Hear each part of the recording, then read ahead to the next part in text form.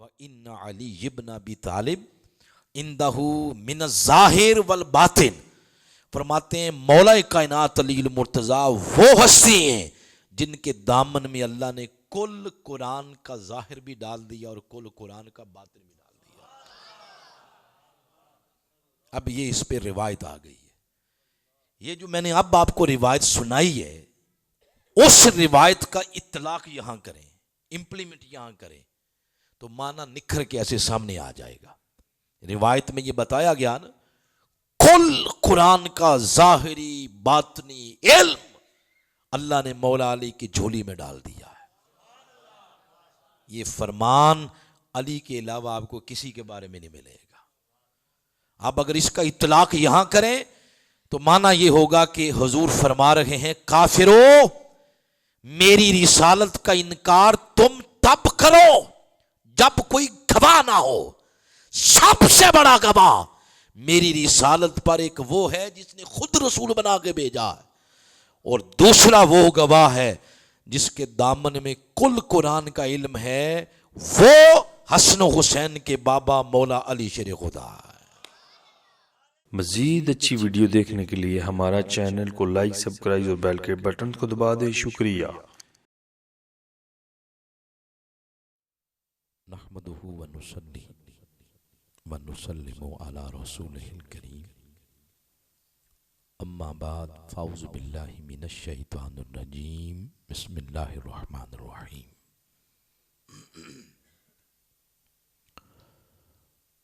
قال اللہ تعالی فی القرآن الحکیم،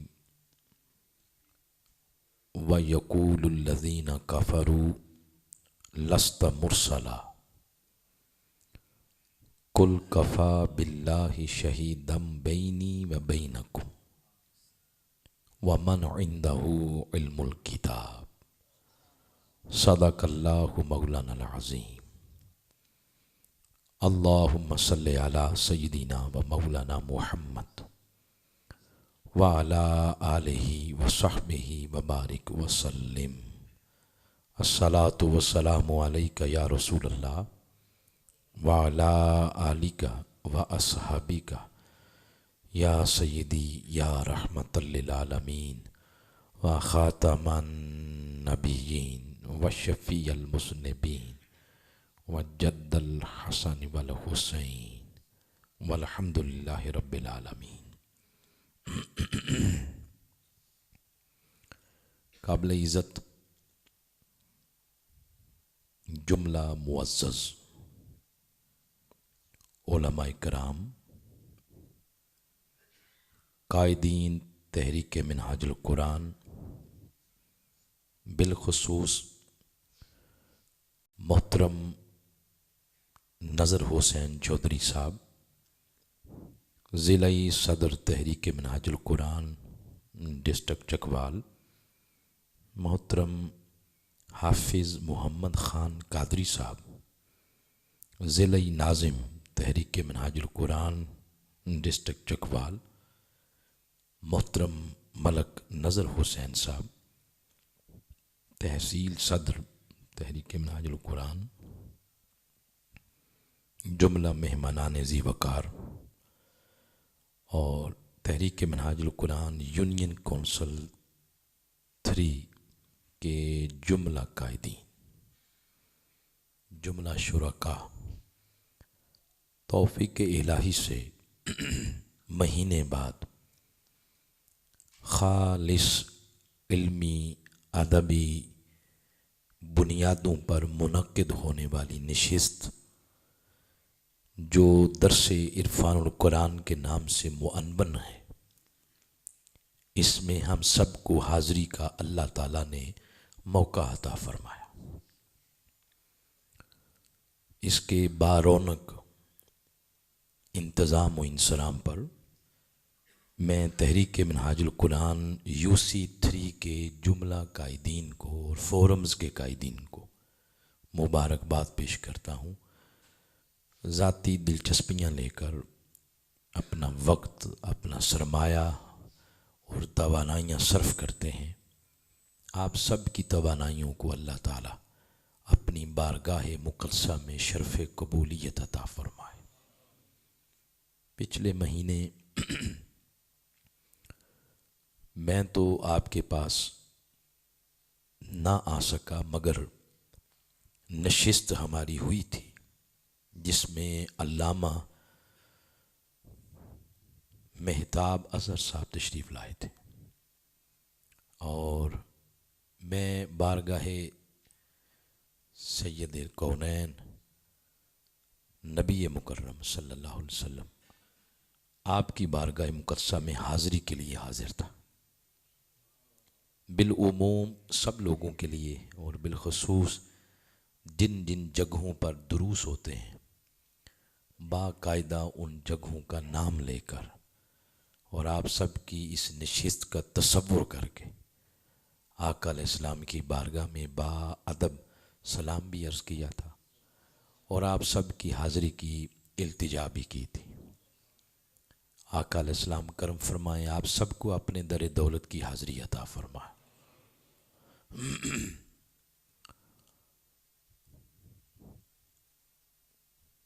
ہمارا جو تسلسل چل رہا ہے دروس کا وہ ہے سورۃ الحدید،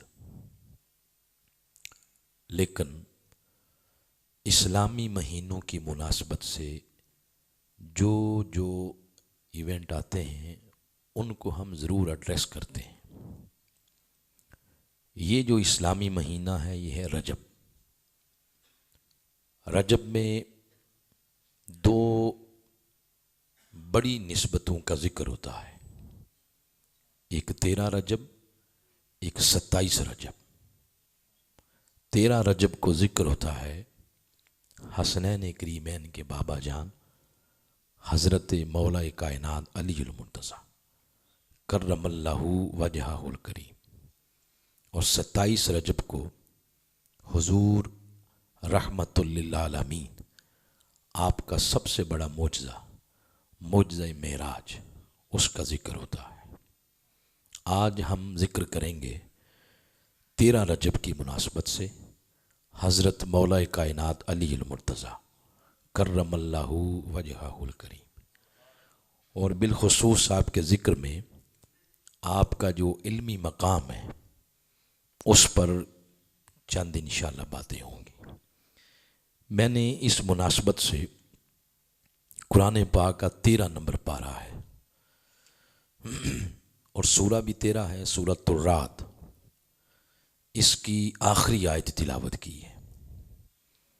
اس کی طرف آنے سے پہلے میرے ساتھ جو مہمان تشریف لائے جیلم سے، محترم علامہ الحافظ القاری مظہر حسین نقشبندی صاحب، جو ضلعی صدر ہیں منہاج القرآن علماء کونسل ڈسٹرکٹ جیلم کے، ساتھ محترم علی اصغر سیفی صاحب تشریف لائے، اور بالخصوص ہمارے اس پروگرام میں آج شامل ہیں میرے بھائی محترم داؤد صاحب، جو شہر نبوی میں رہتے ہیں، آقا علیہ السلام کے شہر پاک میں، اور یہ اس دفعہ میزبان تھے حضور شیخ الاسلام ڈاکٹر محمد طاہر القادری مدظ العالی۔ انہوں نے بڑی خدمت کی ہے، جتنی ان کو قربت ملی اور خدمت گزاری اور پھر حضور کا شہر، تو میں سمجھتا ہوں ان پر خاص کرم ہے اس بارگاہ کا۔ اللہ تعالیٰ سب کو اس شہر پاک کی زیارت عطا فرمائے۔ یہ آیت کریمہ دوبارہ پڑھتے ہیں، آپ مل کے میرے ساتھ اس کو رپیٹ کریں۔ بسم اللہ الرحمن الرحیم، پڑھیں بلند آواز سے۔ وَيَقُولُ الَّذِينَ كَفَرُوا لَسْتَ مُرْسَلًا قُلْ كَفَى بِاللَّهِ شَهِيدًا بَيْنِي وَبَيْنَكُمْ وَمَنْ عِنْدَهُ علم الکتاب، صدق اللہ العظیم۔ اس کا ترجمہ یہ ہے، کافر لوگ کہتے ہیں کہ آپ پیغمبر نہیں ہیں۔ یہ حضور علیہ السلام کو اللہ نے خطاب کر رہا ہے کہ میرے محبوب، کافر لوگ کہتے ہیں کہ آپ پیغمبر نہیں ہیں۔ فرما دیجئے کہ میری رسالت پر میرے اور تمہارے درمیان اللہ بطور گواہ کافی ہے، اور وہ شخص بھی میری رسالت پر گواہ ہے جس کے پاس صحیح طور پر آسمانی کتاب کا علم ہے۔ یہ ہے اس آیے کریمہ کا ترجمہ۔ معزز حاضرین، یہ آیت اس وقت اتری جب سرزمین مکہ پر اعلان رسالت ہوا، اعلان نبوت ہوا۔ آقا علیہ الصلوۃ والسلام نے فرمایا کہ میں اللہ کا بھیجا ہوا رسول ہوں۔ تو پھر جھگڑا ہو گیا اور ایک تنازع کھڑا کر دیا کفار مکہ نے۔ انہوں نے حضور علیہ السلام کی اس شان کو ماننے سے انکار کر دیا۔ یعنی وہ یہ تو مانتے تھے کہ آپ محمد بن عبداللہ ہیں، لیکن محمد رسول اللہ صلی اللہ علیہ وآلہ وسلم یہ ماننے سے انہوں نے انکار کر دیا۔ ان کے انکار میں شدت تھی۔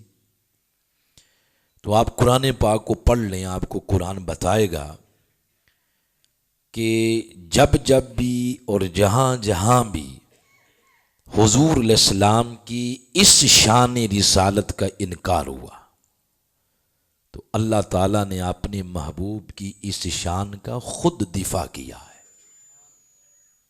دفاع بھی کیا، اعلان بھی کیا۔ اس کا نام ہے شان رسالت۔ اس مناسبت سے قرآن حکیم کے 4 مقامات ہیں جہاں اللہ اپنے محبوب کی شان رسالت کا نہ صرف اعلان کرتا ہے بلکہ دفاع کرتا ہے۔ پہلا مقام آپ کو ملے گا سورۃ الفتح میں، اس کی آخری آیت ہے، لمبی طویل آیت ہے، اور وہ آیت یہاں سے شروع ہوتی ہے، محمد الرسول اللہ والذین معہ اشداء علی الکفار رحماء بینہم تراہم رکعا سجدا۔ یہ پھر آخر تک یہ جاتی ہے آیت کریمہ۔ تو آغاز یہاں سے ہوا، محمد الرسول اللہ، محمد صلی اللہ علیہ وآلہ وسلم اللہ کے رسول ہیں۔ یہ اللہ تعالیٰ اعلان کر رہا ہے، یہ حضور کی شان بیان ہو رہی ہے۔ جب حضور کی شان سنتے ہیں پھر کہتے ہیں سبحان اللہ، اور بلند آواز سے کہیں، اور کہیں کہیں نہ کہیں، یہ جو 4 مقام سنانے یہاں ضرور کہیں۔ اب اگر غور کریں تو اس انداز کے اندر بڑی نرمی ہے، شفقت ہے، محبت ہے، پیار ہے۔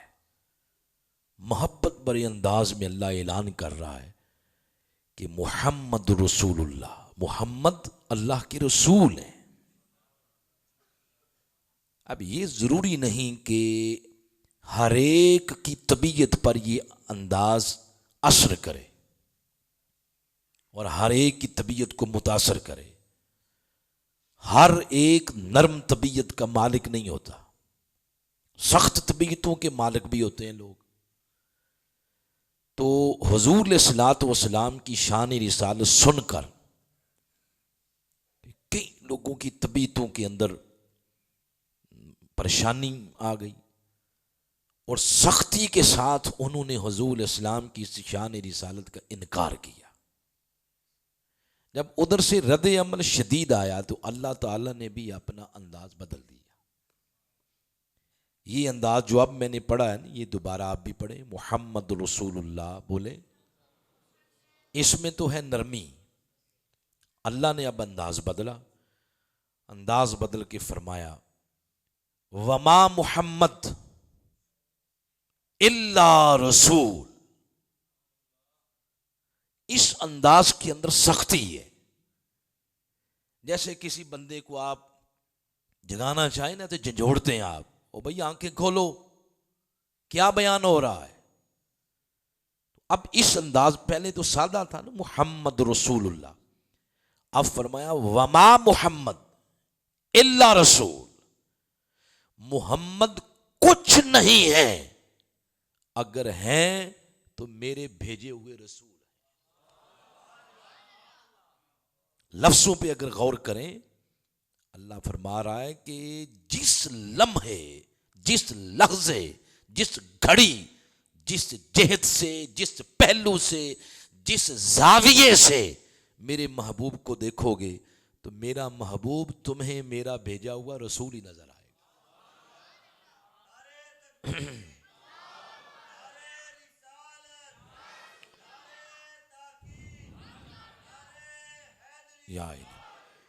یہ حضور علیہ السلام کی شان رسالت بیان ہو رہی ہے۔ یہ کتنے انداز ہو گئے؟ 2۔ اب تیسرا سنیں۔ تیسرا انداز وہ ہے جس میں اس بھیجنے والے نے حضور کی شان رسالت کا ذکر کرنے سے پہلے قسم کھائی ہے۔ قسم تبھی کھائی جاتی ہے نا جب اگلا بندہ مطمئن نہ ہو رہا ہو، تو اس کو اطمینان دلانے کے لیے آپ قسم کھاتے ہیں کہ اللہ کی قسم۔ تو جب اگلا بندہ اللہ کی قسم کھا لے تو پھر ماننا پڑتا ہے یار اس نے مالک کی قسم کھا لی ہے۔ اگلے کی تشفی کے لیے، اس کو اطمینان دلانے کے لیے، اس کا شک وام دور کرنے کے لیے قسم کھائی جاتی ہے۔ تو ہم اللہ کی قسم کھاتے ہیں، اللہ تعالیٰ کو قسم کھانے کی ضرورت کوئی نہیں ہے۔ اس کی جو باتیں ہیں، اس کا جو کلام ہے، اس کی جو گفتگو ہے، اس کے جو الفاظ ہیں، وہ اپنی باتوں کی اتھارٹی کے بارے میں فرماتا ہے لا ریب، میرے کلام میں کوئی شک نہیں ہے، کوئی شک نہیں، اس میں شک کا تصور نہیں ہے۔ اے میرے محبوب، مگر اے میرے محبوب مجھے قسمیں کھانے کی حاجت تو نہیں ہے، مگر محبوب آپ کی خاطر اگر قسمیں بھی کھانی پڑ جائیں تو ہمیں یہ بھی منظور ہے۔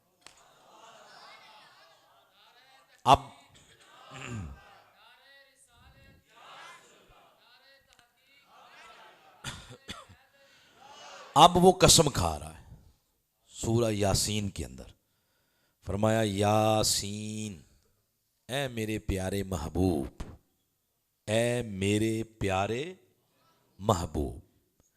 یاسین کا جس نے بھی ویسے تو یہ مخفف ہیں اور ان کا معنی تو اللہ رسول ہی بہتر جانتے ہیں، مگر جنہوں نے کیا ہے انہوں نے محبت کا اظہار کیا ہے۔ مثلا مولانا عمر اچھروی صاحب ہیں لاہور والے، ان کا پڑھ رہے تھے کہ انہوں نے ترجمہ کیا ہے اس کا یاسین، اللہ فرما رہے ہیں میرے دلہے، اے میرے دلہے۔ تو جس نے بھی کیا ہے اس نے محبت کا اظہار کیا ہے۔ یاسین، اے میرے پیارے محبوب، والقرآن الحکیم، واو قسمیہ ہے کہ مجھے قسم ہے اس حکمت برے قرآن کی، انک لمن المرسلین، ہم نے آپ کو اپنا رسول بنا کے بھیجا۔ یوں اللہ اپنے محبوب کی شان رسالت کا ذکر قسم کھا کے کر رہا ہے۔ تو یہ کتنے انداز ہو گئے؟ 3۔ یہ چوتھا انداز ہے جو آیت کریمہ ہم نے سرنامہ کلام کے طور پر تلاوت کی ہے۔ یہ سورۃ الرعد کی آخری آیت ہے۔ اس میں اللہ تعالیٰ نے اب انداز بدل دیا۔ ارشاد فرمایا وَيَقُولُ الَّذِينَ كَفَرُوا، کہ میرے محبوب یہ کافر لوگ کہتے ہیں کہ لست مرسلا، آپ رسول نہیں ہیں، آپ پیغمبر نہیں ہیں۔ قل، میں کہتا ہوں محبوب آپ فرمائیں، کفا باللہ شہیدا بینی و بینکم ومن عندہ علم الکتاب۔ اے کافرو، اے منکرو، اے بیوقوف لوگو، اے نادانو، میری رسالت کا انکار تب کرو جب کوئی میری رسالت پر گواہ نہ ہو۔ میری رسالت پر سب سے بڑا گواہ وہ رب ہے جس نے مجھے رسول بنا کے بھیجا۔ وَمَنْ عِنْدَهُ عِلْمُ الْكِتَابِ، اور میری رسالت پر وہ بھی گواہ ہے جس کی جھولی میں اللہ نے کل قرآن کا علم ڈال دیا، وہ بھی میری رسالت پر کیا ہے؟ گواہ ہے۔ یہ پہلے حصے میں تو کوئی شک نہیں ہے جو ہے کفا باللہ شہیدم بینی و بینکم، کہ اللہ اپنے محبوب کی رسالت پر گواہ ہے، اس میں تو کوئی شک نہیں ہے۔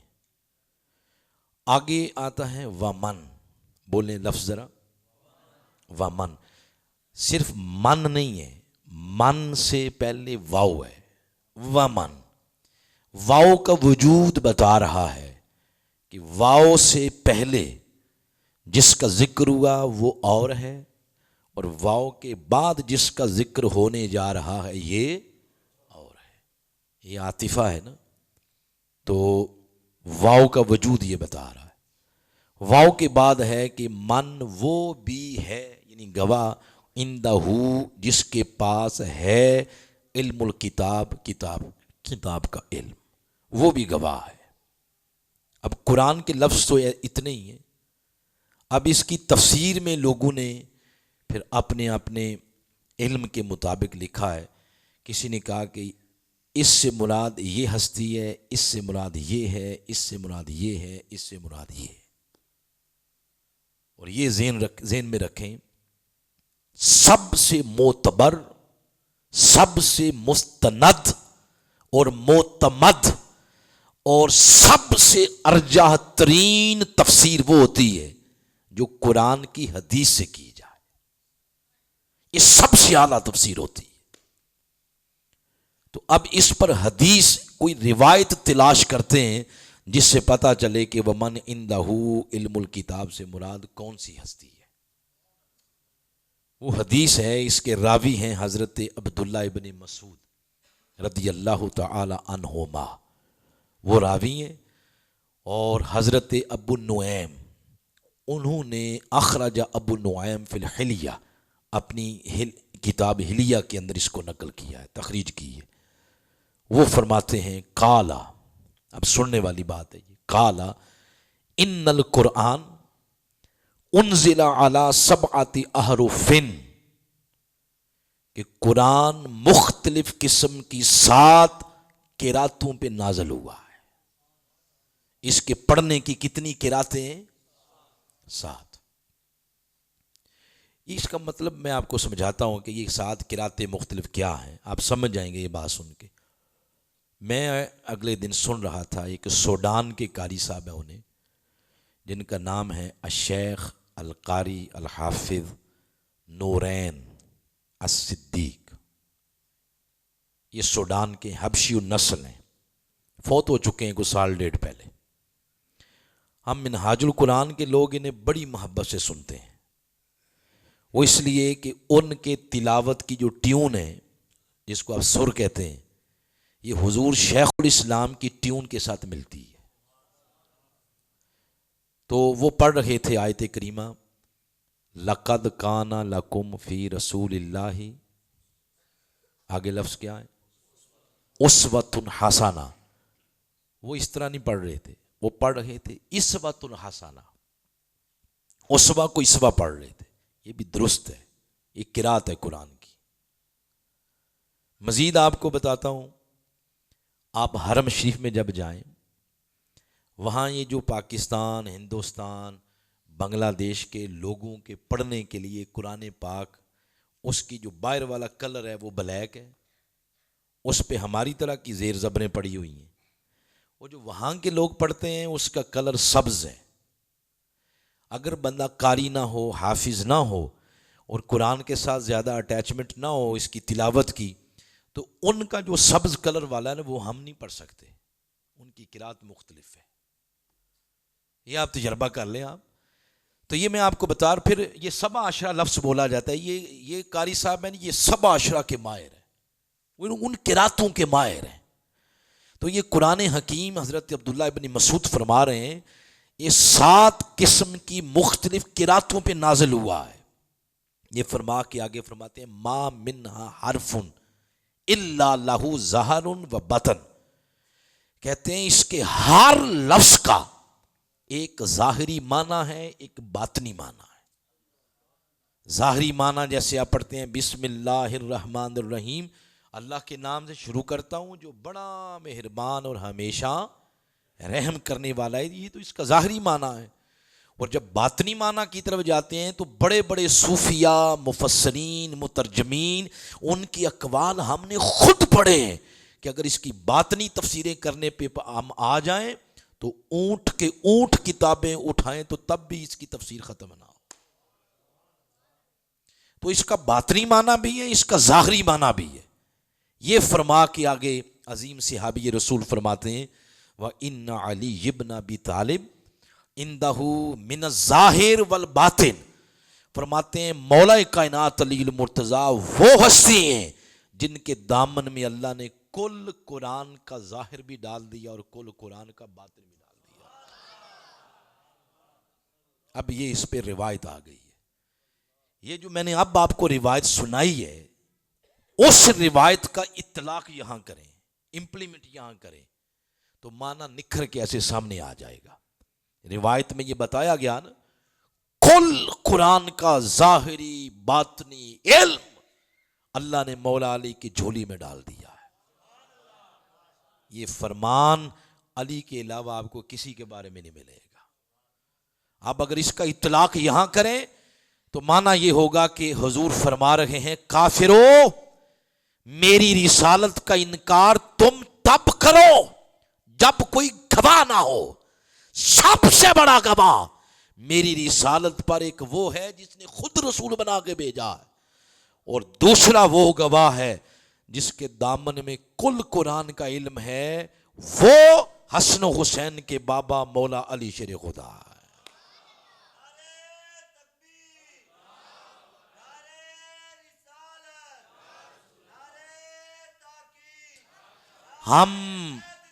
ہم کیا بات کریں گے مولا علی کے علم پر جن کی جھولی میں اللہ پاک نے کل قرآن کا علم ڈال دیا ہو۔ ہم تو خیرات ہیں اس خزان، ہم تو خیراتی ہیں ان کے خزانے علوی کے، ہم تو خود ان کے قدموں کی دھول کے صدقے اللہ سے علم کی خیرات مانگتے ہیں، تو اللہ پاک نے ان کی جھولی میں کل قرآن کا علم ڈال دیا ہے۔ اب اس معنی کی تائید میں آپ کو میں 3 روایتیں سناؤں گا، بڑی ایمان افروز ہیں۔ پہلی روایت سنیں، حضور علیہ السلام، یہ بڑی مستند کتابوں کے اندر ہے، آپ علیہ السلام نے فرمایا القرآن ادھر میری طرف دیکھیں بھی سارے، ادھر دیکھیں سارے، قرآن پڑھا جا رہا ہے، حدیث پڑھی جا رہی ہے، توجہ ادھر کریں آپ۔ تو آقا علیہ السلام نے فرمایا القرآن مع علی، یہ جو مع کے لفظ ہے نا میم عین مع، اس کا معنی ہے معیت، صحبت، سنگت۔ جیسے یہ ہم کارڈ بھیجتے ہیں نا یہ شادی کے، تو لکھا ہوتا ہے جی ملک نظر حسین ماں فیملی، تو اس کا مطلب ہوتا ہے ساری فیملی آوے ہو، یہی ہوتا ہے نا مطلب اس کا۔ تو ماں کا معنی ہے ساتھ، سنگت، صحبت، یاری، صحبت۔ تو فرمایا القرآن مع علیش و علی مع القرآن، فرمایا قرآن علی کی صحبت میں ہے اور علی وہ قرآن کی صحبت میں ہے۔ یوں صحبت بیان کی جا رہی ہے، یعنی آپ جہاں اس طرح کی روایتیں پڑھیں گے تو آپ کو نظر آئے گا حضور علیہ الصلوۃ والسلام قرآن اور علی کا ذکر ایسے اکٹھا کر رہے ہیں ایسے۔ اور اگر عربی کا شغف ہو گرامر کا تو آپ گرامر میں اگر اس کی ترکیب کر لیں تو یہ جملہ ہی اسمیہ ہے، فعلیہ نہیں ہے۔ 2 ہی جملے ہوتے ہیں، اسمیہ اور فعلیہ۔ فعلیہ جملے میں زمانے کا ذکر ہوتا ہے، یا ماضی ہوگا یا حال ہوگا، یہ جو گزر رہا ہے زمانہ، یا آنے والا زمانہ ہوگا جس کو آپ فیوچر کہتے ہیں، تو اس میں کوئی نہ کوئی زمانہ ہوگا، اور زمانہ محتاج ہے سورج کی گردش کا۔ سورج ختم ہوگا زمانے بھی سارے ختم ہو جائیں گے اور جملہ فعلیہ ختم ہو جائے گا، مگر کبھی بھی جو بات جملہ اسمیہ میں کہی جاتی ہے اس میں مداومت ہوتی ہے، ہمیشگی ہوتی ہے، وہ ختم نہیں ہوتی۔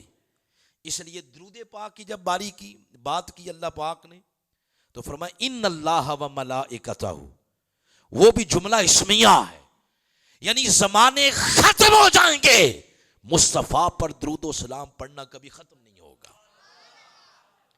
یہ بات بھی جملہ اسمیہ میں ہے. القرآن مع علی و علی مع القرآن.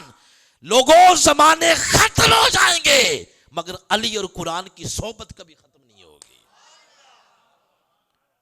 میں آپ ہم سب اگر قرآن کی صحبت اختیار کرنا چاہیں تو ہمارے لیے ضروری ہے وضو. آپ وضو کے بغیر اس کو چھو نہیں سکتے، پکڑ نہیں سکتے. وضو کریں طہارت مل جائے گی. اس کو پکڑ لیں، چوم لیں، سینے سے لگائیں، تلاوت کریں، ترجمہ پڑھیں، مفہوم سمجھیں اس کا. جب تک آپ کا وضو ہے تب تک آپ اس کی صحبت میں ہیں. وضو ٹوٹ گیا اور آپ کی اور قرآن کی صحبت ختم ہو گئی، دوبارہ وضو کر کے آئیں. تو ہماری صحبت تو یہ ہے. ادھر آقا علیہ السلام نے فرمایا علی قرآن کی صحبت میں اور قرآن علی کی صحبت میں ہے. حضور یہ صحبت کب تک رہے گی؟ فرمایا لن یفترقا، یہ صحبت کبھی ختم نہیں ہوگی. یعنی آپ کو اور مجھے جو طہارت وضو سے ملتی ہے نا، ہمارے وضو کا نتیجہ کیا ہے؟ ہمیں طہارت ملتی ہے. جو طہارت ہمیں وضو سے ملتی ہے وہ طہارت اللہ نے علی کے خون کے اندر رکھی ہوئی ہے. اندازہ کریں پھر ان کو وضو سے کون سی طہارت ملتی ہوگی، ہم تصور نہیں کر سکتے. تو فرمایا یہ کبھی ختم، حتیٰ کہ حضور اسلام نے حوض کوثر کی طرف بھی اشارہ کرتے ہوئے فرمایا حتیٰ یاردا علی الحوض. فرمایا حتیٰ کہ حوض کوثر پر بھی یہ دونوں ایک دوسرے کی صحبت میں ہوں گے. وَمَنْ عِنْدَهُ عِلْمُ الْكِتَابِ، تائید ہو رہی ہے اس معنی کی. یوں آقا علیہ السلام نے قرآن اور علی کو اکٹھا کر کے بیان کیا ہے. اور دوسری بڑی مشہور حدیث ہے، حضور علیہ السلام نے ارشاد فرمایا انی ترکت فیکم ثقلین، میں تمہارے اندر ثقلین، دو بھاری چیزیں چھوڑ کے جا رہا ہوں. تو صحابہ اکرام نے پوچھا حضور وہ کون سی ہیں؟ تو آپ نے فرمایا نمبر 1 کتاب اللہ، اللہ کی کتاب. دوسرا فرمایا وہ اطرتی، میری ذریت، میری اطرت، میری نسل، جن کو ہم اپنی زبان میں سادات کہتے ہیں. کیا کہتے ہیں بولے؟ سادات. افسوس کا مقام ہے کہ لوگ دین کا نام لیں اور ممبروں پہ بیٹھ کے سادات کو گالیاں نکالتے ہیں. کون سا دین ہے یہ؟ پلے کچھ رہ ہی نہیں جاتا اور بندہ یہی سمجھتا پھرتا ہے میں بڑی دین کی خدمت کر رہا ہوں. یہ قبر میں جا کے پتہ چلے گا ظالم کچھ بھی نہیں لے کے آئے، سب کچھ برباد کر آئے ہو. تو آقا علیہ السلام نے فرمایا 2 چیزیں چھوڑ کے جا رہا ہوں، ایک قرآن ہے، ایک اطرت ہے، ذریت ہے. ایک اور حدیث کے لفظ ہیں فرمایا کتاب اللہ و اہل بیتی، آل بیت. جب آل بیت کہا تو صحابہ کرام نے عرض کیا حضور من ہاؤلائے، یہ کون ہے؟ من ہاؤلائے، اہل بیت کون ہے؟ تو حضور علیہ السلام نے فرمایا و علی و فاطمہ و بناہما، علی ہیں، فاطمہ ہیں اور دونوں شہزادے ہیں. اب دوبارہ اس حدیث کی طرف آئیں. جب فرمایا 2 چیزیں چھوڑ کے جا رہا ہوں، کتاب اللہ اور آل بیت، تو آقا علیہ السلام نے فرمایا یہ لفظ بڑے معنی خیز ہیں، بڑے معنی خیز. فرمایا احدہما اکبر من الاخر. فرمایا یہ دونوں کتاب اللہ آل بیت، کتاب اللہ اور علی، کتاب اللہ اور فاطمہ، کتاب اللہ اور حسنین کریمین، کتاب اللہ اور علی. فرمایا ان دونوں کو جب دیکھو تو ہر ایک دوسرے سے افضل نظر آتی ہے. مطلب یہ لوگوں کبھی بھی قرآن کو علی سے کم نہ سمجھنا اور کبھی بھی علی کو قرآن سے کم نہ سمجھنا. یہ فرمانا چاہ رہے ہیں میرے آقا. جہاں بھی ذکر کیا ہے تو ایسے اکٹھا کیا ہے. اب جو تیسری میں نے کہا تھا 3 روایتیں سناؤں گا. تیسری جو روایت ہے بچپن میں ہم نے سننا شروع کی. جیسے یہ ہمارے چھوٹے چھوٹے بچے بیٹھے ہیں، ہم بھی ایسے جا کے بیٹھتے تھے مساجد میں سنتے تھے. تو جب سے سنی بھی مولا علی کے بارے میں، جب اللہ نے پڑھنے کی توفیق دی تو پڑھی بھی مولا علی کے بارے میں. حوالہ کوئی اس کے زیادہ نہیں ہے، حوالہ ایک ہی ہے، وہ ہے شواہد النبوہ. کئی لوگ نہیں مانتے، ہم مانتے ہیں. نہ ماننے سے کہ کوئی لوگ اللہ کو بھی نہیں مانتے. پوری دنیا میں کوئی 6.5 ارب لوگ ہیں، 7 ارب، تو آدھے لوگ تو پیدا کرنے والے کو بھی نہیں مانتے، تو ان کے نہ ماننے سے اس کا انکار ہو جاتا ہے. بولیں تو ہم مانتے ہیں. مولانا جامی علیہ رحمہ کی کتاب ہے یہ شواہد النبوہ، انہوں نے لکھا ہے. بڑی خاص بات ہے، وہ فرماتے ہیں مولا علی شیر خدا جب گھوڑے پر سوار ہوتے تھے تو پہلی رکاب میں پہلا پاؤں رکھتے، الحمد سے قرآن کی تلاوت شروع کرتے. دوسری رکاب تک جب دوسرا پاؤں جاتا تو قرآن کی تلاوت مکمل ہو چکی ہوتی تھی. اتنی اٹیچمنٹ ہے قرآن کے ساتھ، چلتے پھرتے اٹھتے بیٹھتے قرآن کی تلاوت. کیوں؟ وہ ان کی صحبت میں ہے، یہ ان کی صحبت میں ہے. آپ ہیں سارے محبت کرنے والے، آپ نے اس لیے سبحان اللہ کہا ہے، مگر جو بایو پڑھتا ہے، کیمسٹری پڑھتا ہے، فزکس پڑھتا ہے، وہ کہتا ہے میرے یہ بات یہاں فٹ نہیں ہوتی. یہ کیسے ممکن ہے کہ 1 منٹ بھی نہیں لگتا، ایک رکاب میں پاؤں رکھا اور پھر دوسری میں رکھ دیا، تو یہ چلے منٹ ہی لگا لیں، 5 منٹ لگا لیں، تو 5 منٹ میں، 2 منٹ میں، 3 منٹ میں قرآن پورے کی تلاوت کیسے ہو جاتی ہے.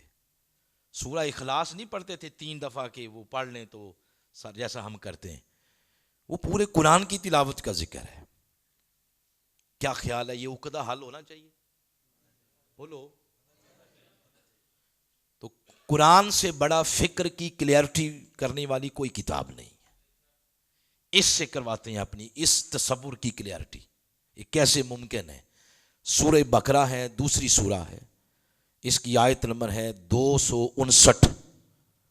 اس کے اندر عزیر علیہ السلام کا ذکر کیا اللہ تعالیٰ نے. عزیر علیہ السلام سفر کر رہے تھے، سستانے کے لیے ایک جگہ بیٹھ گئے، تو جس سواری پر سوار تھے، گدھا تھا یا خچر یا گھوڑا جو بھی تھا، اس کو چھوڑ دیا چرنے کے لیے، خود درخت کے نیچے بیٹھ کے کھانا کھانے لگے.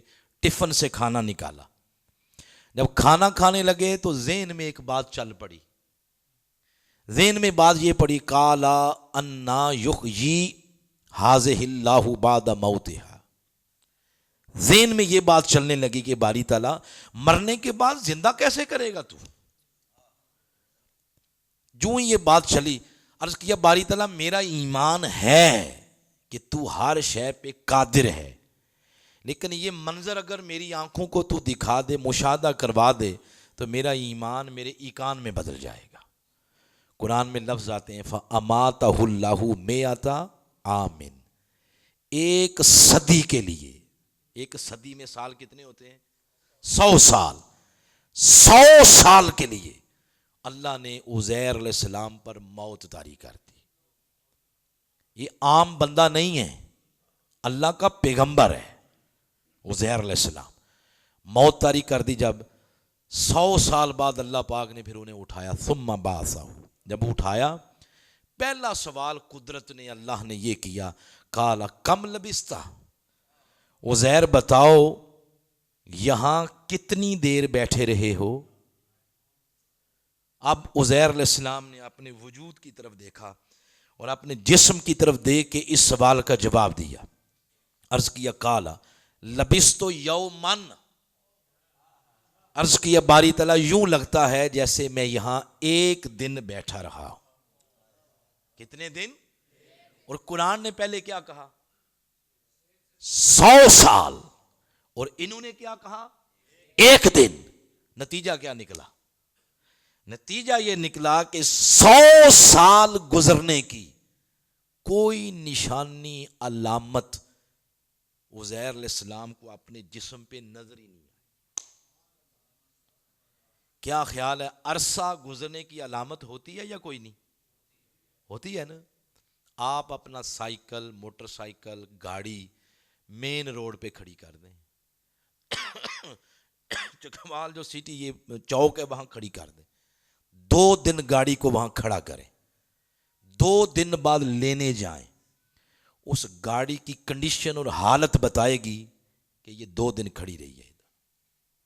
मैं पिछली दफ़ा गाड़ी खड़ी कर गया, मुझे पता नहीं था, नई नई गाड़ी ली, ऐसे खड़ी कर गया, जब आया उसके टायर जवाब दे चुके, मदीना पा गया मैं, उसके टायर जवाब दे चुके थे, बैटरी उसकी जवाब देगी, लाइटें जवाब देगी, काफ़ी सारा उसने खर्चा करवाया। यानी गाड़ी की हालत बता रही थी कि इसे महीना किसी ने हाथ नहीं लगाया। अरसा गुजरने की अलामत होती है। तो वहां देखे न, उन्होंने कहा कि बारी तला 1 दिन, इसका मतलब है उन्हें कोई अलामत निशानी नजर नहीं आई। ये नाखून ही बढ़ बढ़ के लंबे हो गए होते, कोई 10-15 किलोमीटर। नाखून ही बोलते कि उज़ैर नहीं, 1 दिन नहीं, बड़ा अरसा। जिस्म ये मांस ढलक गया होता, जुड़ियां पड़ गई होती, बाल बड़े हो गए होते, ये कपड़े के चीथड़े उड़ जाते हैं इतने सालों में। कपड़े सलामत, नाखून सलामत, जिस्म सलामत, पूरी वज़ा कता सलामत। इसलिए हमारे सियाने कहते हैं ये तो 1 सदी है, 10 सदियां भी गुजर जाए, कब्र के अंदर मोहम्मद के गुलामों के कफन भी मैले नहीं होते। ये जो हमारा अकीदा है, इस अकीदे के पीछे कोई हिंदुस्तानी फिक्रकार फरमा नहीं है, इसके पीछे कुरान की आयतें हैं। तो उन्होंने अर्ज किया बारी तला 1 दिन। अब अल्लाह ताला ने फरमाया फनजुर इला तआमिक व शराबिक, जरा खाने पीने की तरफ देख के अब सवाल का जवाब दो। खाने पीने की तरफ देखा तो उससे तो खुशबू आ रही थी ताजगी की। तो ज़हन में गया, ज़हन में ये बात चली कि अगर 1 दिन वाकई यहां गुजरा होता तो 1 दिन में खाना तो खराब हो जाता। अब उन्होंने लफ्ज आओ के बाद, आओ बाद यौम, बारी तला यूं लगता है दिन नहीं, दिन की भी चंद घड़ियां। ये 2 चीजें हो गई। उसके बाद इरशाद फरमाया वनजुर इला हिमारिक, अब जरा अपने गधे की तरफ देखो, वो किधर गया है। जब गधे की तरफ देखा तो उसकी हड्डियां भी खाक में मिल चुकी थी। उसके बाद फरमाया तुम्हारा सवाल था ना, मैं जिंदा कैसे करता हूं, वनजुर इलल इज़ाम, अब हड्डियों की तरफ देखते जाओ और देखते जाओ मैं कैसे जिंदा करता हूं। कैफ़ा नुनशिज़ुहा, देखो मैं करता क्या हूं। देखते ही देखते उनकी आंखों के सामने हड्डियां जुड़ी, ऊपर गोश्त का लिबास चढ़ा और उसमें अल्लाह ने जान डाली और चलता फिरता वही गधा वो जो उनका अपना था वो जंगल में चरने लग गया। उसके बाद अर्ज करते हैं काला आलामू, मौला मैं जान गया, बल्कि मौला मैं मान गया अन्नल्लाह अला कुल्ले शैइन कदीर, तू हर शय पे कादिर है। अब जिस नुक्ते को हमने लेना था अब उसकी तरफ आ जाए। 3 जिस्म है, एक उज़ैर अलैहिस्सलाम का अपना, एक खाना, एक उनकी सवारी। जिस्म 3 और वक्त एक ही है। सूरज 2 नहीं है, सूरज कितने हैं? एक ही है। वक्त एक ही है, जिस्म 3 है। एक जिस्म पर वो वक्त गुजर गया चंद घड़ियों की तरह, एक जिस्म पर एक दिन की तरह, और एक जिस्म पर वही वक्त फैल गया 100 साल की तरह। वक्त की तनाबें उसके हाथ में है, वक्त की लगाम उसके हाथ में है। उसने वक्त को सुकेड़ा, चंद घड़ियां बना दिया। वक्त को फैलाया तो चंद घड़ियों को 100 साल की तरह फैला दिया। जवान साथियों इधर देखो जरा मेरी तरफ, ये क्या है? मोबाइल। चकवाल से आपने जाना हो लाहौर, मैप लगा लें गाड़ी पे, पहली दफा आप जा रहे हैं, लिखें लाहौर। लाहौर लिखेंगे तो सिर्फ जहां लाहौर लिखा होगा ना नक्शे पे, वहां एक सुर्ख रंग का नुक्ता होगा, डाट, सिर्फ एक नुक्ता होगा कि ये लाहौर है। अब वो जो सुर्ख रंग का एक नुक्ता है ना, डाट, उस नुक्ते के अंदर ही रेलवे स्टेशन है, उसी के अंदर उर्दू बाजार है, उसी के अंदर लारी अड्डा है, उसी के अंदर भाटी, उसी के अंदर दाता दरबार, Gulberg, model town, green town, Faisal town, وہ کل لاہور اسی ایک نقطے کے اندر ہے. یہ آپ کی ٹیکنالوجی کا کمال ہے. تو جب اس نقطے کو آپ ایسے کریں، ٹچ کریں، کھولیں، پورا نقشہ آپ کے سامنے کھول دے گا وہ. تو آپ کی ٹیکنالوجی نے اس پورے شہر کو سکیڑا تو ایک نقطے میں سمو دیا. نقطے کو اوپن کیا تو پورا شہر بن گیا ہے. یہ ٹیکنالوجی انسان کی ہے. کیا خیال ہے انسان کو پیدا کرنے والے کی کوئی ٹیکنالوجی نہیں ہے؟ وقت کی تنابیں اس کے ہاتھ میں ہیں. وہ چاہے ایک ہی وقت کو کسی کے لیے چند گھڑیاں بنا دے، کسی کے لیے چند گھڑیوں کو 100 سال بنا دے. یہی فلسفہ ادھر ہے. مولا علی جب گھوڑے پہ سوار ہوتے، عام دیکھنے والا یہ دیکھتا چند گھڑیاں آپ نے ایک رکاب میں پاؤں رکھا، دوسرا دوسری میں رکھا. عام دیکھنے والے کے لیے وہ چند لمحے ہیں، مگر علی کے لیے اللہ ان لمحوں کے اندر اتنی وسعت پیدا کر دیتا کہ مولا علی کی قرآن کی تلاوت مکمل ہو جاتی تھی. تو اس سے بھی یہ پتا چلا کہ علی اور قرآن ان کا ذکر جہاں بھی ملے گا کٹھا ملے گا. پھر آقا علیہ السلام نے فرمایا اس کتاب کے بارے میں، اس کی تلاوت عبادت ہے، اس کا ذکر عبادت ہے. مثلاً آپ اس کا ناظرہ پڑھتے ہیں، ایک حرف کی کتنی نیکیاں ہیں؟ آپ پڑھیں الف لام میم، اس میں 3 حرف ہیں، حروف ہیں. کتنی نیکیاں ہو گئیں؟ 30 نیکیاں ہو گئیں. تو اس کی تلاوت کا یہ اجر ہے. اور کوئی اس کو حفظ کرے، حفظ، اس کے بارے میں آپ علیہ السلام نے فرمایا حافظ قرآن جب جنت میں داخل ہوگا اسے کہا جائے گا قرآن کی تلاوت شروع کر لو اور چلتے چلو. جہاں جا کے قرآن کی تلاوت ختم ہوگی اتنی جنت اس حافظ کے نام الاٹ کر دی جائے گی. مہنگائی ہے، یہاں 5 مرلے کا پلاٹ نہیں ملتا، وہاں جنت اتنی دی جا رہی ہے، لیکن دی اس کے بدلے میں جا رہی ہے. پھر اس حافظ قرآن کو شفیع بنا دیا. فیملی کے 7 لوگ جن پہ جہنم واجب ہے، اس حافظ کو کہا جائے گا جاؤ ان کو جہنم سے نکالو اور جنت میں داخل کر دو. پھر یہی وہ کتاب ہے جس کی زیارت کرنا عبادت ہے. النظر الی القرآن عبادتن، جیسے فرمایا ذکر عبادت، تلاوت عبادت، اس کو یاد کرنا عبادت. تو فرمایا اس کی زیارت کرنا بھی عبادت ہے. بڑے خوش نصیب ہیں وہ گھر جن گھروں میں لوگ صبح اٹھ کے اس کی تلاوت کرتے ہیں. تو میرے آقا آپ نے قرآن کے بارے میں یہ فرما دیا ہے، لیکن جس ہستی کا ذکر آپ نے قرآن کے ساتھ جوڑ کے بیان کیا ہے، کیا یہ باتیں ان کے بارے میں بھی فرمائی ہیں؟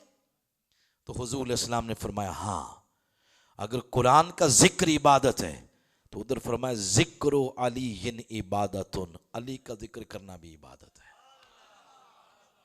ارے قرآن کی زیارت عبادت، ادھر فرمایا النظر الی وجہ علی عبادتن، علی کے مکھڑے کو دیکھنا بھی عبادت ہے. اگر یہ شفیع بنے گا نا، لوگوں کی شفاعت کروائے گا. ادھر فرمایا من ماتا علی حب اہل بیت، ایک مقام پہ فرمایا من ماتا علی حب علی، جو علی کی محبت میں مر گیا، علی کی محبت روز قیامت اس کی شفیع بن جائے گی، اس کی شفاعت کرے گی. تو آپ دیکھ لیں جیسی محبتیں پیار قرآن کے ساتھ ہے، وہی محبتیں پیار میرے آقا علیہ السلام کا علی کے ساتھ ہے. اس لیے فرمایا کہ میری رسالت کا انکار تو تم تب کرو جب کوئی گواہ نہ ہو. ایک وہ گواہ ہے جس نے یہ شان عطا کی ہے، اور ایک وہ گواہ ہے جس کے دامن میں اللہ نے قرآن کا کل علم ڈال دیا ہے. اور علم الکتاب کہا ہے، علم من الکتاب نہیں کہا. جیسے ایک بندے کا ذکر ہوا ہے قرآن پاک میں سورہ نمل کے اندر، آصف بن برقیہ کا ذکر ہوا ہے. 900 میل کی مسافت سے تخت لے کے آئے تھے. تو اس کی قرآن حکیم نے جو تعارف کروایا کیا کروایا؟ فرمایا علم من الکتاب، وہ تھا جس کے پاس اس دور کی الہامی کتاب کا کچھ علم تھا. یہ من تبعیدیہ ہے، یعنی قرآن کا بعد حصہ ہے. ادھر فرمایا علم من الکتاب، ادھر من کو درمیان سے نکال دیا. ادھر فرمایا علم الکتاب، کتاب کا کل علم جس کے پاس وہ مولا علی شیر خدا کی ذات ہے. آخر پر 7 منٹ رہ گئے، آخر پر میں یہ جو خزانہ، جس خزانے کی آج بات ہو رہی ہے، خزانہ علوی، اس خزانے سے 2-3 باتیں عمل کی خاطر آپ کے گوش گزار کرنا چاہ رہا ہوں. عمل کی خاطر اس خزانہ علوی میں سے ایک بات یہ ملتی ہے کہ آپ سے پوچھا گیا مولا کائنات سے کہ حضور ہماری رہنمائی فرمائیں، بتائیں سب سے بڑی نیکی کیا ہے؟ سوال دہرائیں، بات یاد ہو جائے گی. سب سے بڑی نیکی کیا ہے؟ تو آپ نے ارشاد فرمایا سب سے بڑی نیکی یہ ہے کہ نیکی کر کے نیکی کو چھپا دیا جائے. یہ سب سے بڑی نیکی ہے. ہمیں سکون نہیں آتا جب تک ہماری کی گئی نیکی دنیا نہ دیکھ لے. ہم ہر شے کو سمجھتے ہیں کہ یہ سوشل میڈیا پہ آنی چاہیے، ہماری نماز بھی آنی چاہیے، زکوٰۃ آنی چاہیے، حج آنا چاہیے. ہم ہر شے کو کہتے ہیں کہ اس کا اظہار ہونا چاہیے. ادھر فرمایا سب سے بڑی نیکی وہ ہے جس کو چھپا دیا جائے. پھر اس مناسبت سے حضور شیخ الاسلام کی آپ کو بات سناتا ہوں. آپ کا یہ جو موبائل جو احباب استعمال کرتے ہیں اینڈرائیڈ، اس پہ ایک ہوتا ہے پلے اسٹور. میں بات ٹھیک کر رہا ہوں؟ پلے اسٹور سے ایک ایپ ڈاؤن لوڈ کریں. اور میں قرآن پہ ہاتھ رکھ کے کہتا ہوں اس ایپ کے ڈاؤن لوڈ کرنے سے جس کا نقصان ہوگا، قیامت کے دن میرے کھاتے میں اگر کوئی نیکیاں ہوئیں تو ساری اس کی، کوئی نقصان ہوا تو سب اس کی نیکیاں میری اس کی ہو جائیں گی. اس ایپ کا نام ہے فہم دین. بولیں کیا نام ہے؟ فہم دین. دین کا فہم کون دیتا ہے؟ حضور شیخ الاسلام خود سکھاتے ہیں. وہ ہر ویک، ہر ہفتے میں ایک سوموار اور ایک جمعرات 2 کلپ 8 منٹ کے، 6 منٹ کے، 7 منٹ کے حضور شیخ الاسلام کے بھیجے جاتے ہیں تاکہ لوگوں کو دین کا فہم ملے. تو پچھلے ہفتے ایک کلپ آیا جس کا نام ہے اسم اعظم کیا ہے. وہ پڑھا ہوا آپ سن سکتے ہیں. فہم دین لکھیں گے نا انگلش میں، ای کو آگے پیچھے سپیس دے کے، تو سبز کلر کی اس کی بیس ہوگی اور یلو کلر کے ہوں گے، اس کا 2 لفظ ہوں گے اردو میں. تو یہ اسم اعظم کیا ہے، یہ پڑھا ہوا ہے. میں اس کو سن رہا تھا تو حضور شیخ الاسلام فرما رہے تھے کہ میری جوانی کے کچھ علماء، ہم عصر علماء، وہ میرے پاس آئے اور کہنے لگے کہ ہمارے احباب کا یہ کہنا ہے کہ قادری صاحب کے پاس اسم اعظم ہے. وہ خطاب کرنے سے پہلے کوئی لب ہلاتے ہیں، پڑھتے ہیں اور قلوب کو تسخیر کر لیتے ہیں. پھر ساری رات خطاب کرتے رہیں، لوگ اٹھتے ہی کوئی نہیں، اور ہمارا خطاب سننے کے لیے کوئی بیٹھتا کوئی نہیں. تو انہوں نے ہمیں بھیجا ہے کہ آپ ان کے ہاں مصر ہیں، ان سے وہ اسم اعظم کے الفاظ پوچھ آئیں کیا ہیں تاکہ ہم بھی پڑھ لیا کریں. تو حضور شیخ الاسلام نے فرمایا کہ وہ اسم اعظم تو میرے پاس ہے، تو ہے تھوڑا مشکل. انہوں نے کہا نہیں، جو بھی آپ بتائیں، ہم ان کے ساتھ وعدہ کر کے آئے ہیں کہ ہم لے آئیں گے.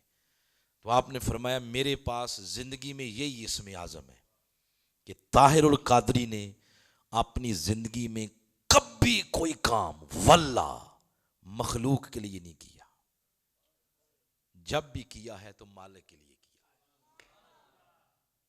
ہے. یہ ہے سب سے بڑی نیکی. بولیں یہ ہے سب سے بڑی. یہی بات مولا علی فرما رہے ہیں، سب سے بڑی نیکی یہ ہے کہ عمل کرو اس کو چھپا دو. جیسے پنجابی میں کہتے ہیں نیکی کر اور دریا میں ڈال. تو اس کو اخلاص کہتے ہیں. بولیں کیا کہتے ہیں اس کو؟ اخلاص. ایک اور بات آپ کی سن لیں مولا علی شیر خدا کی. آپ نے ایک مقام پر فرمایا اگر اللہ تمہیں طاقت دے اور تم اپنے دشمن پر غالب ہو جاؤ. پہلے تم بدلہ نہیں لے سکتے تھے, تم کمزور تھے, اب تم غالب ہو, اپنے دشمن سے بدلہ لے سکتے ہو. فرمایا اس وقت اپنے دشمن کو معاف کر دو. جب تم طاقت میں ہو تو پھر دشمن کو کیا کرو؟ معاف کر دو. فرمایا یہ جو تم معاف کرو گے اس کی دی ہوئی طاقت کا یہ شکر ادا کرنے کا سب سے بہترین طریقہ ہے. یہ ہے شکرانے کا طریقہ, سب سے بہترین طریقہ. پھر آج کی اس مجلس میں ہم نے جو بات پلے باندھ کے لے کے جانی ہے, جو میسج ہے وہ یہ ہے کہ علی کی محبت فقط نعرے لگانے کا نام نہیں ہے. علی کی محبت مندریاں پہننے کا نام نہیں ہے. علی کی محبت ہاتھوں میں کڑے پہننے کا نام نہیں ہے, اور نہ ہی ہم ان کڑوں پہ اور مندریوں پہ بلیو کرتے ہیں. یہ محبت نہیں ہے. اگر جو بندہ دعویٰ کرے کہ علی کی محبت ہے مگر قرآن پڑھنا نہیں آتا, وہ کون سی محبت ہے؟ مولا علی کا تو قرآن کے ساتھ رشتہ آپ نے دیکھ نہیں لیا. ہمارے یہاں بڑی بڑی لوگ باتیں کرتے ہیں, وہ لوگ سمجھتے ہیں کہ میرے بغیر برادری نہیں چلتی, میرے بغیر پریا پنجائتی سج نہیں سکتی. اور کبھی قرآن سامنے کھول کے رکھ لو, ذرا صاحب جی ذرا ایک رکوع پڑھ کے تو سنا دو, زبان ہی نہیں چلے گی, ادھر روانگی نہیں ہے, اٹک اٹک کے پڑھتے ہیں, تلفظ صحیح نہیں ہے. اور یہ ہماری کتاب ہے, یہ انڈیا والوں کی نہیں ہے. انڈیا سے مراد کے کافروں, یہ ہماری ہے جنہوں نے کلمہ پڑھا ہے. وہ کون سی محبت ہوئی اگر قرآن پڑھنا نہیں آتا؟ آج اگر علی کی محبت ہے اس کی محبت کا صدقہ دیں اور دعا کریں مولا جن کو ناظرہ پڑھنا نہیں آتا وہ اس کا ناظرہ صحیح کریں, اس کا قرہ حضرات سے ٹائم لیں. جن نے ناظرہ پڑھ رکھا ہے وہ پھر یہ کریں کہ اس کی آخری 17 صورتیں یاد کر لیں. 17 اس لیے کہا کہ جو بڑی نماز ہے عشاء, اس کی رکعات کتنی ہیں؟ 17. کلمہ پڑھنے والے کو کم از کم منیمم قرآن اتنا تو آنا چاہیے کہ عدل بدل کے وہ نماز کے اندر صورتیں ہی پڑھ لے. یہ پھر ہوئی نا علی کی محبت. جنہوں نے یہ پڑھا ہے وہ پھر قرآن کا ترجمہ شروع کر دیں, ترجمے کے ساتھ اس کو پڑھیں. زندگی سے یہ حسرت نہ لے کے جانا کہ ہم نے اللہ کا قرآن نہیں ابھی تک پڑھا, ترجمہ نہیں پڑھا. حسرت لے کے گئے تو قبر میں آپ کہیں گے, بلکہ اللہ خود کہہ رہا, آپ کہیں گے قدمت لحیاتی, مولا مجھے ایک لمحے کے لیے بھیج واپس. وہ پوچھے گا کیا کرنا ہے؟ پھر تم اپنی کمیاں خامیاں بتاؤ گے, ابھی تو قرآن ترجمے سے نہیں پڑھا, ابھی سیرت نہیں پڑھی حضور کی, یہ نہیں کیا, یہ نہیں کیا. تو وہ آگے سے پوچھے گا تو ایک لمحے کی بات کرتا ہے نا, میں نے تجھے 70 سال دیے تھے, وہ کس کھاتے گئے؟ 70 سالوں میں تو کچھ نہیں کر سکا, ایک لمحے میں کیا کر لے گا؟ یہ جو ہمارے منہاج القرآن کے دروس ہیں, بہت سارے مقاصد میں سے بنیادی مقصد اس کا یہ ہے سننے والوں کے دل میں قرآن کا شوق پیدا کیا جائے, ذوق پیدا کیا جائے. آؤ جو گھر میں بڑے لوگ ہیں, اگر دادا ہے تو وہ بڑا ہوتا ہے نا, دادا ابو چلے گئے, اللہ ان کی بخشش کرے, آپ کے ابو ہوں گے بڑے, ابو نہیں ہیں تو گھر میں پھر بڑا بھائی ہوگا. جو شخص بڑا ہے وہ خود پہلے اس رستے پہ چلے, پھر بولنے کی ضرورت نہیں پڑے گی, چھوٹے بچے آپ کی اتباع کریں گے. تبلیغ مؤثر وہی ہوتی ہے جس میں بولنا کم پڑے اور لوگ تمہیں دیکھ کے تمہارے رستے پہ چل پڑے.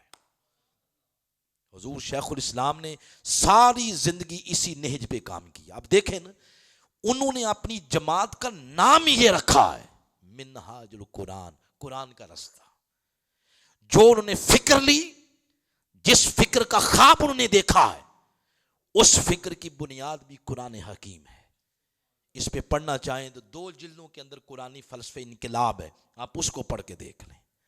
لوگوں میں ذوق پیدا کرنے کے لیے, اور کچی پکی لیلا مجنو کی کہانیاں, کچی پکی روٹیاں, کتابیں, ان سے لوگوں کی توجہ ہٹا کے ڈائریکٹ قرآن کے ساتھ جوڑا ہے.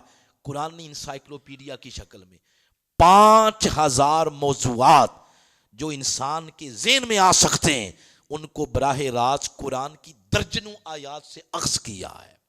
یہ موضوع بھی قرآن سے, یہ موضوع بھی قرآن سے, تاکہ پڑھنے والوں کا ڈائریکٹ رشتہ قرآن سے جڑے. پھر یہ ترجمہ اردو کا لکھا, اتنا سلیس آسان ترجمہ ہے واللہ کہ آپ پڑھیں آپ کو بہت سارے مسائل تفسیروں کی بجائے ترجمے سے حل ہو جائیں گے. ابھی 4-5 دن پہلے آپ نے پوری مسلم امہ کے لیے جو شرق تا غرب لوگ بستے ہیں ان کے لیے آپ نے انگلش کا ترجمہ مکمل کیا ہے. دن رات وہ شخص اسی بات پہ اپنا وقت گزار رہا ہے. ہم نے دھرنا جب دیا تھا, دھرنا وہ لوگوں کے لیے دھرنا تھا نا, ہمارے لیے ایمان تھا. شیخ الاسلام آپ اس کنٹینر کے اندر بیٹھ کے وہ قرآن انسائکلوپیڈیا لکھتے تھے. آپ دھرنے کے اندر بھی آپ نے وقت ضائع نہیں کیا. وہی شخص زندگی میں اپنے خواب شرمندہ تعبیر کرتا ہے جو وقت بچاتا, وقت کو ضائع نہیں کرتا. اس طرح آپ نے 40 سال قرآنی علوم اور ان کی ترویج اور ارشاد اسی پہ لگائے. تو بنیادی مقصد یہ ہے کہ لوگوں کے اندر ذوق پیدا کیا جائے, اور اگر ذوق پیدا ہو گیا پھر وہ درد ہر سینے کے اندر جاگے گا, وہ آگ لگے گی ہر سینے کے اندر کہ وہ درد ایک فکر میں ڈھل جائے, ایک فکر پیدا ہو, ایک طلب پیدا ہو کہ جس کی تلاوت کا ذوق اور شوق ہر شخص رکھتا ہے وہ ذوق ایک فکر میں ڈلے, ہر بندہ اٹھ کھڑا ہو کہ ہم نے اس قرآن کو بطور نظام اپنانا ہے. جس دن 24 کروڑ عوام کے دلوں میں یہ بات پیدا ہو گئی اس دن پاکستان میں رونے دھونے سب ختم ہو جائیں گے اور طاغوت اندھیرے چھٹ جائیں گے اور آقا علیہ السلام کے دین کا سویرا طلوع ہو جائے گا. ابھی بہت دور ہے, بہت دور ہے. ہم جب ایئرپورٹ چھوڑتے ہیں نا, اپنا ملک چھوڑتے ہیں, کسی دوسرے ملک جاتے ہیں, پھر پتہ چلتا ہے کہ ہم اقوام عالم سے کتنے پیچھے ہیں. میں تو کسی اور ملک نہیں گیا سوائے مدینہ پاک کے. تو مدینہ پاک اور مکہ پاک وہ جگہ ہے جہاں دنیا کا ہر بندہ آپ کو نظر آتا ہے. تو میں 7ویں دفعہ آقا علیہ السلام نے طلب فرمایا ہے. ہم وہاں جا کے دیکھتے ہیں کہ ہماری پاکستانی قوم اخلاقی تربیت کے لحاظ سے بہت پیچھے ہے. ہمیں دکانوں پہ سودا سلف لینے کا پتہ نہیں ہے. 4 بندے کھڑے ہیں, 4 ایک کاؤنٹر پہ وہ جم کٹھا بنایا ہوتا ہے, لائن بنانے کا نہیں پتا. جوتے چوری کرتے ہیں, ہم جھوٹ بولتے ہیں. رستے میں چیز پڑی ہوئی ہے تو وہ ہماری نہیں ہے تو ہم کیوں اٹھاتے ہیں؟ اٹھائے نا, سودیا اٹھاتے ہیں لوگ, بلکہ آپ کا اپنا روپیہ نیچے گرا ہے نا تو آپ نے نیچے سے اٹھایا تو کیمرے میں اگر آپ آ گئے کہ آپ نیچے سے چیز اٹھا رہے ہیں آپ کو شرطیں پکڑ لیں گے. وہ کیا اٹھایا وہ آپ نے نیچے سے. اتنی اخلاقی لوگوں کی تربیت ہے. 2 لفظ ہر ایک کی زبان پہ ہم نے دیکھے ہیں, سوری, تھوڑی سی کسی کو کونی لگی تو سوری, معذرت, ایکسکیوز می. اس طرح لوگ, یعنی اتنی اخلاقی تربیت ہے لوگوں کے اندر. کسی کا جوتا نہیں اٹھائیں گے, دھکے نہیں دیں گے, جھوٹ نہیں بولتے. میں یہ باتیں اس لیے کر رہا ہوں, جب ہم نے وہاں دیکھا تو میں حساب کتاب لگا رہا تھا, ہمیں 250-300-400 لوگ ہر روز سنتے ہیں. تو چلیں ہم لوگوں کو یہ باتیں بتانا شروع کر دیں کہ یار دنیا کہاں کی کہاں پہنچ چکی ہے. آپ عمر فاروق جیسا لیڈر مانگتے ہیں اللہ سے, اگر وہ مل گیا تو کیا خیال ہے ہمارے اخلاق یہی رہیں گے؟ پہلے تو وہ اخلاق سیدھے کرے گا ہمارے. جیسی قوم ویسا لیڈر. آئیں اپنے آپ کو بدلیں, قرآن کو سانچہ بنائیں اور اپنے آپ کو اس کے اندر ڈھال دیں. اللہ پاک عمل کی توفیق عطا فرمائے. والسلام وما علی البلاغ.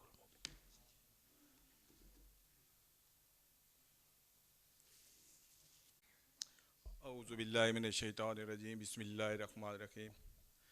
سب سے پہلے میں اپنی طرف سے طریق معراج القرآن UC3 کی پوری ٹیم کی طرف سے اور اعلان محلہ کی طرف سے آنے والے تمام معزز اور محترم مہمان گرامی کا شکریہ ادا کرتا ہوں کہ وہ آج ہماری اس دعوت پہ تشریف لائے.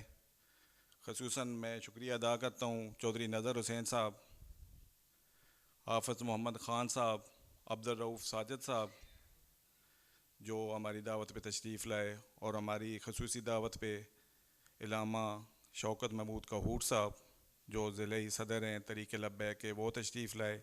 ہم آپ کو بھی شکریہ ادا کرتے ہیں, ہم آپ کو ویلکم کرتے ہیں. ہماری خصوصی دعوت پہ بابو محمد افتخار صاحب تشریف لائے, شیخ پرویز صاحب تشریف لائے. سر ہم آپ کا شکریہ ادا کرتے ہیں اور آپ کو ویلکم کرتے ہیں. ابھی قرآن اندازی کا سلسلہ شروع کرتے ہیں. تو میں ریکویسٹ کروں گا.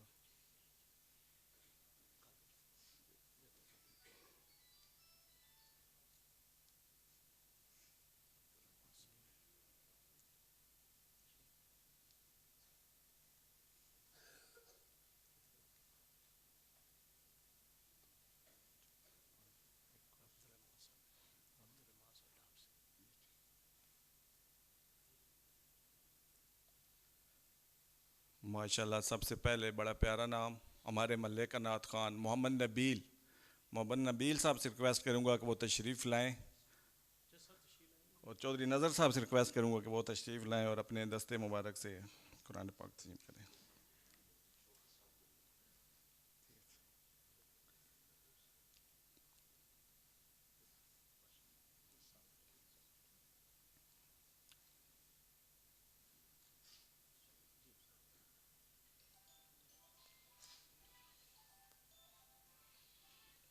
بہت شکریہ. ماشاءاللہ مرزا محمد طارق صاحب, ریکویسٹ کروں گا مرزا طارق صاحب سے کہ وہ تشریف لائیں, اور ریکویسٹ کروں گا محمد خان صاحب سے کہ وہ تشریف لائیں اور اپنے دستے مبارک سے طارق صاحب کو قرآن پاک پیش کریں.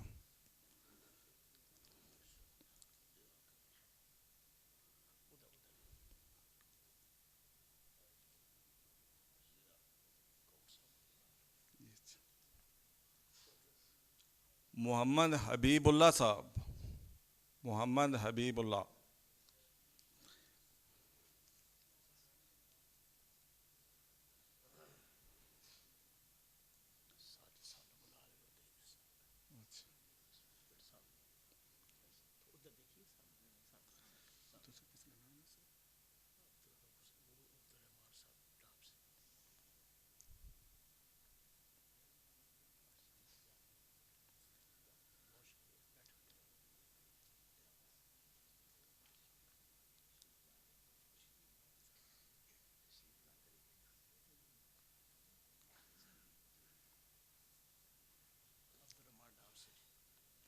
عبد الرحمان ڈب سے, عبد الرحمان, ماشاء اللہ. عبد الرؤف صاحب سے ریکویسٹ کروں گا کہ سر پلیز تشریف لائیں.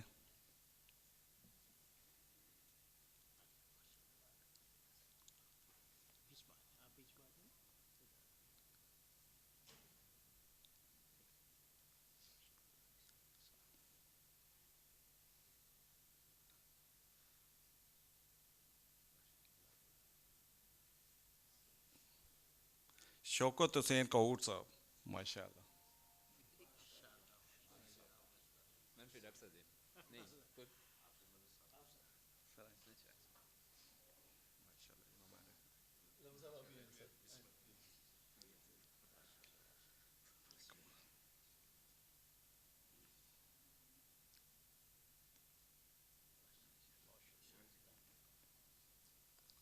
ظفر اقبال صاحب, ظفر اقبال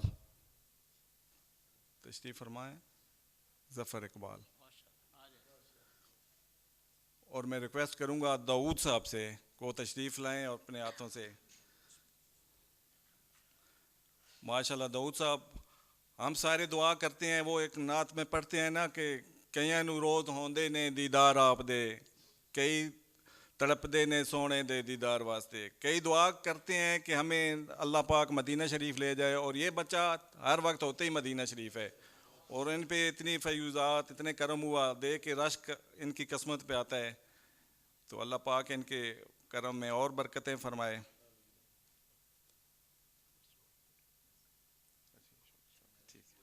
بہت شکریہ. ابھی ریکویسٹ کروں گا کہ دعا, اس کے بعد نیا تقسیم ہوگی.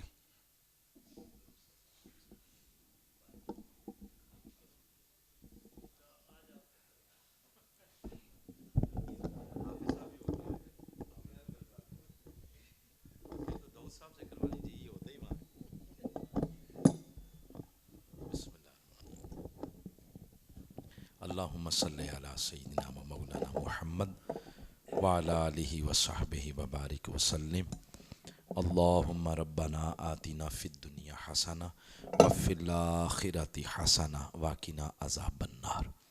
یا رب العالمین، اس نشست کو اپنی بارگاہ میں شرف قبولیت عطا فرما، اس میں کوئی کمی رہ گئی اس پر معافی عطا فرما، جو کلمہ خیر تیری بارگاہ میں قبول ہوا ہے اس کے صدقے دعا ہے مولا ہماری خطاؤں پر درگزر فرما، ہماری غلطیاں معاف فرما، زندگی کے جو سانس باقی رہ گئے ہیں ان سانسوں کو تو اپنی بندگی میں اور آقا علیہ السلام کی کامل اتباع میں بسر کرنے کی توفیق عطا فرما۔